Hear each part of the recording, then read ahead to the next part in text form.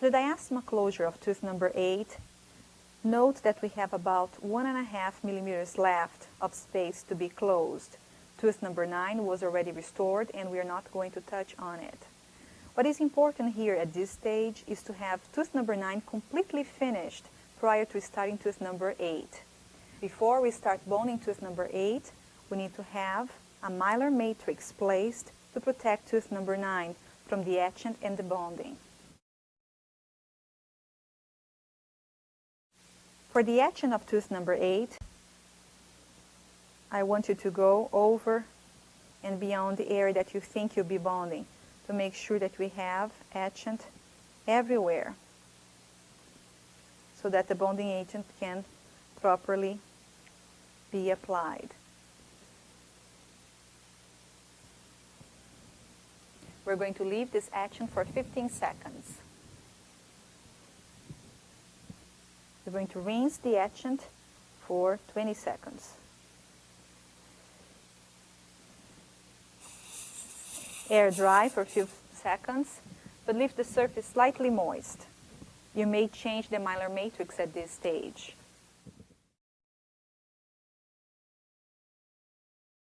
For the application of the bonding agent, you want to leave the mylar protecting tooth number 9 and carefully apply your bonding agent to the area that you have as etched.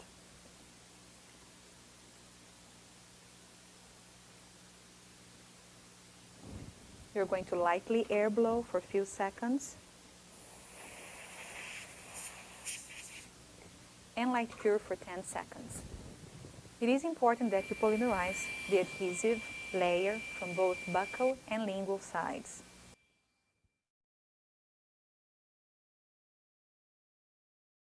For the application of the composite, leave the mylar matrix in place and apply with the gold instrument a layer of composite. Probably have too much here, which I'm going to remove the excess of. And you want to just make sure that at this stage you are attaching the composite to the surface of the tooth. I'm not so much concerned about shaping at this stage. With the mylar still in place, I'm just going to force the composite to go into the lingual area. And now I'm going to try to shape this the best that I can.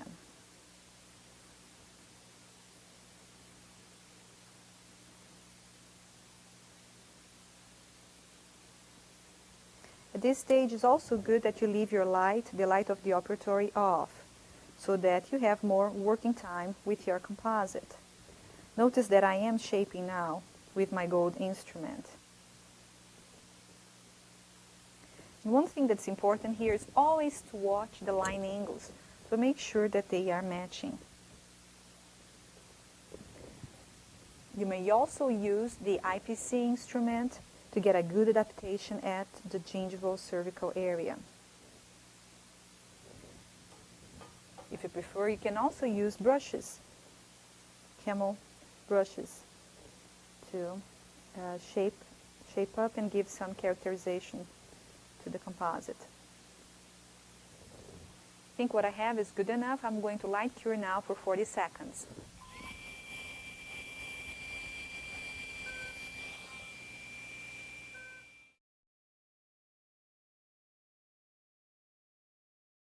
After you polymerize, you're going to watch for areas that are deficient. And notice that I have some deficiency right there. We are going to now apply the mylar matrix, and we are going to restore the lingual side of this diastema. I'm going to apply my composite to the lingual side. You need to watch in the mirror and really force that material, trying to get a good adaptation of the composite into the lingual side. Once you have enough material, you're going to hold your matrix in place and pull it in towards the front, towards the facial. Okay? And notice now that all those defective areas that I had, they no longer exist. It's all had been taken care of. And now I'm just going to make sure that I have nothing else at the cervical. I also may have a little bit deficiency here that I'm going to try to to fix, and the IPC is an excellent instrument for small touch-ups. Of course, this patient, our mannequin, has that triangulum, the black triangulum space, so I can't close much there, but you can always clean that with a blade later if it becomes an excess. I'm going to show you now the lingual side, and you can see that we have enough of the composite on the lingual. And that's really the big advantage of this freehand technique. You can have a tight contact and also not a lot of excess. You have much more control over the shape. Now you're ready to cure this for 40 seconds.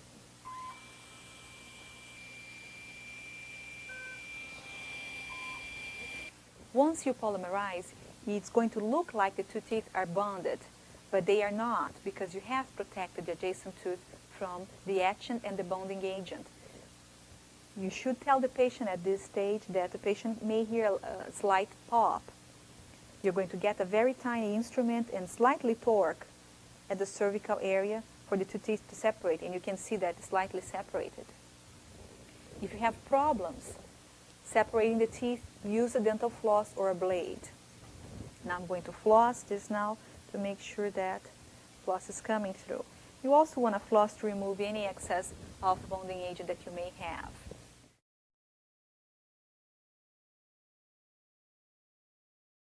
These are the tools that can be used for finishing. Finishing burrs, Soflex disc, the red color. The dark blue would also work. A number 12 blade, and finishing strips. The blue and the green are the coarsest ones.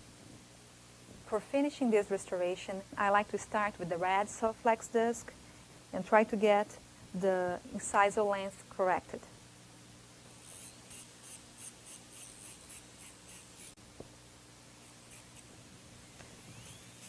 You can also clean the facial side, and remember that we do not have a lot of excess, so you need to be really careful.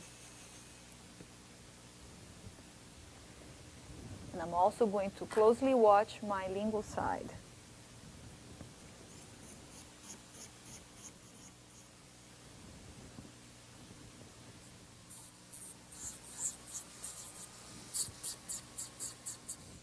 Now to open up this mesial incisal embrasure, you want to be really careful and use slow speed for that.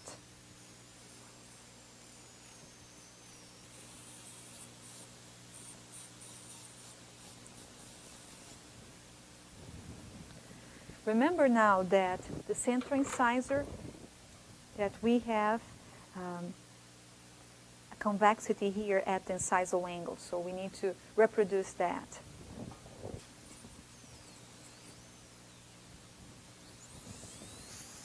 We also need to open up the mesiofacial embrasure, and you can do that with the help of the disc. Sometimes you may have to flip the disc in a different direction. Once the disc is flipped towards the mandrill, you can easily shape the lingual side like that.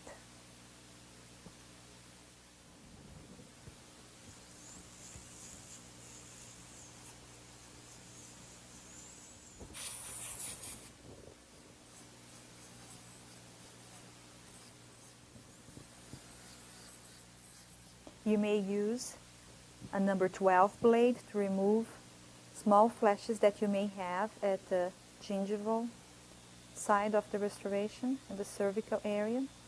And you want to be careful when you do that to have good support so that you know where your blade is going.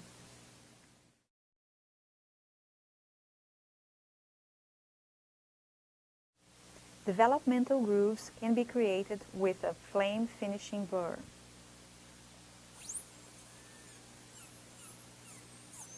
In the way that you want to do this, you want to create a path like that, and then you're going to blend this path into the tooth. So we are using the high speed, but it is a very slow motion and light touch.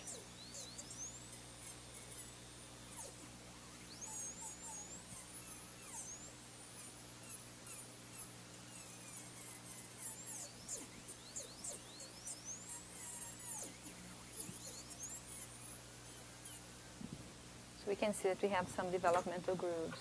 The mesial facial embrasure can be opened with a Soflex disc or with a blade.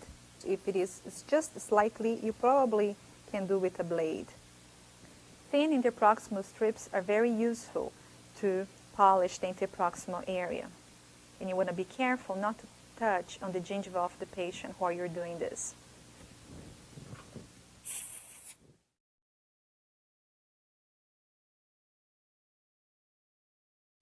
These are the polishing tools. You can have the light Soflex disc, blue color, the yellow, polishing points and cups from Vivadent or Diacomp, polishing strip, and then the very final polishing tool is the Bufflex, which is a felt disc with polishing paste, enamelize or Proxit. So far, everything that we have done has to do with finishing. To polish, I like to use either the Diacomp polishing points or the Soflex disc, light blue or the yellow.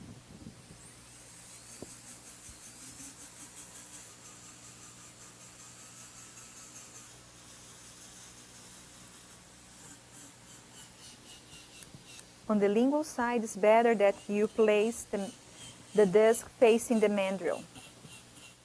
At this stage, you want to watch for your line angles to make sure that they are matching, not only on the lingual side, but especially at the mesiofacial aspect of the restoration.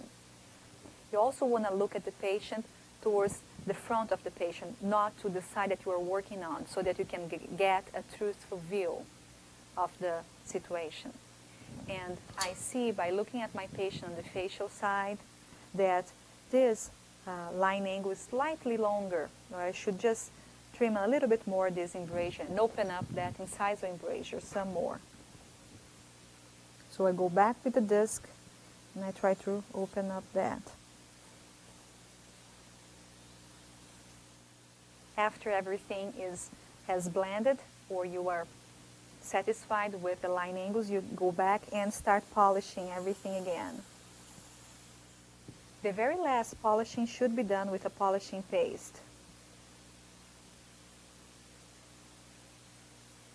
And what I'm using here is Proxit from Vivadent. Then you want to use a Bufflex, which is a felt disc, to polish this area.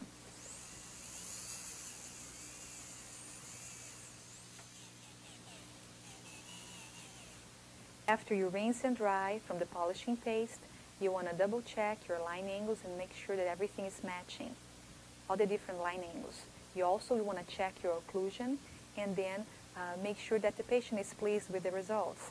Remember that with the composite you can always add more if need be, or remove any excess or any edges that the patient thinks is maybe too long or it doesn't quite match. Let's review what we have done here. To close the mesial of tooth number 8, you need to apply the composite at the mesiofacial and get a good adaptation of the material and the shape that you think is appropriate.